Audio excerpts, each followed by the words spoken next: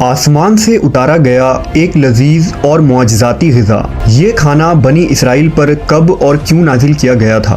کیا یہ غذا جنت سے آیا تھا یا زمین پر پیدا ہوا تھا؟ بنی اسرائیل نے ایسی کیا نافرمانی کی تھی کہ اس کا اثر آج تک ہر طرح کے کھانے میں موجود ہے؟ جب اللہ نے قوم بنی اسرائیل کو مصر سے نکالا اور انہیں فرعون سے نجات دے دی تو بنی اسرائیل نے حضرت موسیٰ علیہ السلام کی رہنمائی میں بحر احمر کو پار کیا اور فرعون اپنے لشکر سمیت سمندر میں غرق ہو گیا۔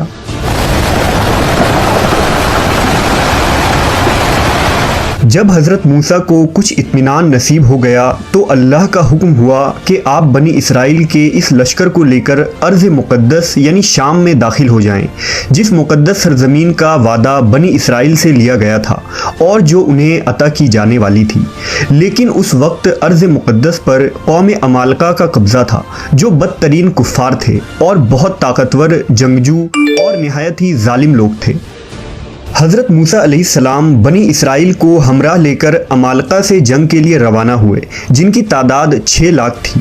لیکن جب یہ لوگ ارض مقدس کے قریب پہنچے تو ان کے دل میں خوف طاری ہو گئی اور بزدلی پیدا ہوئی۔ انہوں نے حضرت موسیٰ سے کہا، اس شہر میں جبارین ہیں جو بہت زور آور اور زبردست ہیں، لہٰذا جب تک یہ لوگ اس شہر میں رہیں گے ہم ہرگز وہاں داخل نہ ہوں گے۔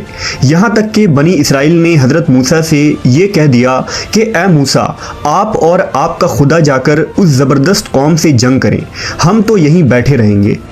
ان کے اس رویے سے حضرت موسیٰ کو بہت صدمہ ہوا، لہٰذا اللہ نے انہیں یہ سزا دی کہ جس وادی میں انہوں نے پڑاؤ ڈالا تھا وہاں 40 سالوں تک وہ بھٹکتے رہے مگر اس میدان سے باہر نہ نکل سکے۔ اس میدان کا نام میدان تیہ تھا، جو 27 میل کے رقبے پر مشتمل تھا۔ روایت ہے کہ بنی اسرائیل کے لوگ سامان اٹھا کر سارا دن چلنے کے بعد رات ایک جگہ پر پہنچتے اور جب صبح ہوتی تو وہ وہیں موجود ہوتے جہاں سے وہ چلے تھے۔ لہٰذا اب بنی اسرائیل اس میدان میں پھنس چکے تھے اور ایک ہفتے میں سب کا سامان ختم ہو گیا تو ساری کی ساری قوم توبہ و استغفار کرنے لگی اور معافیاں مانگنے لگی۔ میدان تیہ میں ہونے والے اس سخت امتحان اور مشکلات کو دیکھ کر حضرت موسیٰ علیہ السلام کو اپنی قوم پر رحم آیا۔ آپ نے اللہ کے بارگاہ میں ان کے لیے دعا کی، لہٰذا اللہ نے بنی اسرائیل کے لیے اس میدان میں بے شمار عطائیں اور نعمتیں نازل فرمائی۔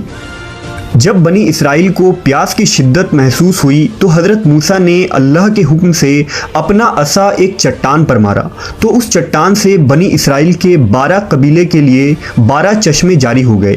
چونکہ یہ وادی وسیع میدان پر پھیلا تھا، وہاں سر چھپانے کے لیے کوئی جگہ نہ تھی اور دن کے وقت سورج کی دھوپ اور تپش سے بنی اسرائیل بدحال ہو جاتے تھے، لہٰذا دھوپ سے بچاؤ کے لیے ایک بہت بڑا سفید بادل سارا دن بنی اسرائیل کے لوگوں کے لیے سایہ کرتا تھا۔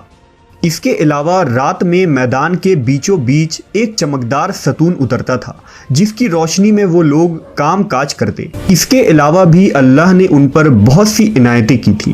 انہی عنایتوں اور نعمتوں میں ایک نعمت من و سلوہ تھا۔ دراصل اللہ نے ان لوگوں کے کھانے کے لیے آسمان سے 2 قسم کے غذا اتارے تھے، ایک کا نام من اور دوسرا کا نام سلوہ تھا۔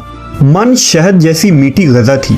انجیل کے کتاب خروج میں لکھا ہے کہ جب وہ شبنم سوکھ گئی تو انہوں نے دیکھا کہ میدان میں چھوٹی چھوٹی گول چیز پڑی ہے جیسا کہ پالے کے دانے ہوتے ہیں۔ بنی اسرائیل اسے دیکھ کر کہنے لگے، من یعنی یہ کیا ہے؟ تب موسیٰ نے ان سے کہا کہ یہ وہی غذا ہے جو خداوند خدا نے تمہیں کھانے کو دی ہے، اور اس نے تجھ کو پہلے آزمائش میں ڈالا اور تجھے بھوکا رکھا، پھر وہ من جسے تو اور تیرے باپ دادا بھی نہ جانتے تھے تجھے کھلایا، تاکہ تجھ کو سکھائے کہ انسان صرف روٹی پر ہی زندہ نہیں رہتا۔ من دراصل ایک شبنمی گوند تھا جس کا ذائقہ شہد جیسا تھا۔ یہ گوند وہاں کے پیڑ پودوں کے پتوں پر جمع ہو جاتا تھا اور بنی اسرائیل روز اسے صبح سویرے جمع کر کے کھا لیتے، جو ہر شخص کے لیے تقریباً 4 کلو اترتی تھی۔ جو شخص اس وقت سویا رہتا تھا وہ اس دن کے خوراک سے محروم رہتا تھا۔ اور سلوہ ایک قسم کا پرندہ تھا جسے بٹیر کہتے ہیں۔ جب شام کے وقت جنوب کی طرف سے ہوائیں چلتی تو ان پرندوں کے ہجوم بنی اسرائیل کے خیموں کے قریب آ کر بیٹھ جاتے، لہٰذا وہ لوگ انہیں بآسانی پکڑ لیتے اور بھون کر کھایا کرتے۔ من و سلوہ ایسا کھانا تھا جو انتہائی آسانی سے ہضم ہو جاتا تھا۔ رنگ، خوشبو اور ذائقے میں بے مثال تھا۔ اس کے علاوہ بنی اسرائیل پر اللہ کی طرف سے یہ معجزہ ہوا کہ ان کے بال اور ناخن بڑے نہیں ہوتے تھے، نہ کپڑے پھٹتے نہ ہی میلے ہوتے، اور جن بچوں کی بھی پیدائش ہوتی ان کے جسم پر قدرتی لباس ہوتا جو جسم کے ساتھ بڑا ہوتا جاتا تھا۔ اس طرح اس وادی طیہ میں بنی اسرائیل من و سلوہ اور ان چشموں کے سہارے ایک بہترین زندگی گزار رہے تھے۔ حضرت موسیٰ علیہ السلام کا یہ حکم تھا کہ روزانہ تم لوگ من و سلوہ کو کھا لیا کرو اور کل کے لیے ہرگز اس کا ذخیرہ نہ کرنا، مگر بعض لوگوں کو یہ ڈر لگنے لگا کہ اگر کسی دن من و سلوہ نہ اترا تو ہم لوگ اس چٹیل میدان میں بھوکے مر جائیں گے۔ چنانچہ ان لوگوں نے من و سلوہ میں سے کچھ چھپا کر کل کے لیے رکھ لیا، لہٰذا نبی کی نافرمانی کرنے پر ایسی نحوست پھیل گئی کہ جو کچھ لوگوں نے کل کے لیے جمع کیا تھا وہ سب سڑ گیا اور آئندہ کے لیے اس کا اترنا بھی بند ہو گیا۔ لہٰذا احادیث مبارکہ میں رسول اللہ صلی اللہ علیہ وسلم نے ارشاد فرمایا ہے کہ بنی اسرائیل نہ ہوتے تو نہ کھانا کبھی خراب ہوتا اور نہ گوشت سڑتا۔ کھانے کا خراب ہونا اور گوشت کا سڑنا اسی تاریخ سے شروع ہوا، ورنہ اس سے پہلے نہ کھانا بگڑتا تھا اور نہ گوشت سڑتا تھا۔ دنیا کے مختلف قوموں اور مذہبوں میں بھی آسمان سے اترنے والے غذاؤں کا ذکر ملتا ہے۔ بدھ مت کے روایتوں کے مطابق جب دنیا کا ایک چکر ختم ہو جاتا ہے تو آسمان سے غذا برسنے لگتی ہے۔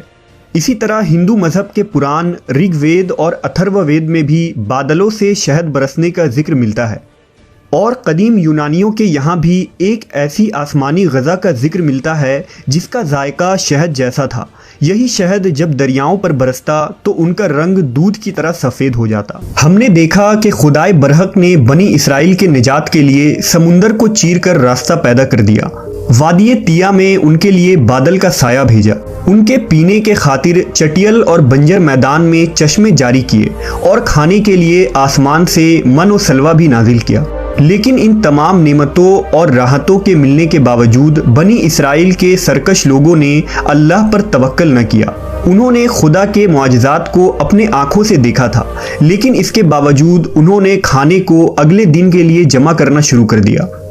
بالکل اسی طرح جب ہم کسی مصیبت اور پریشانی میں پھنسے ہوتے ہیں تو ہم یہ یاد نہیں رکھ پاتے کہ اللہ نے اس سے پہلے ہمارے لیے کیا کیا اور ہمیں کتنی نعمتیں عطا کی تھی۔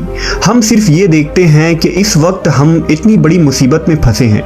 مشکلیں چاہے کتنی ہی بڑی کیوں نہ ہو، یہ یاد رکھنی چاہیے کہ ان مشکلوں سے بھی بڑا ہمارا پروردگار ہے جس کے لیے کچھ بھی ناممکن نہیں۔ اسی طرح رزق کے خاطر ہمیں آنے والے دنوں کی فکر کرنے کی ضرورت نہیں، کیونکہ خداوند پر بھروسہ رکھنے والوں کو وہ غیب سے رزق عطا کرتا ہے۔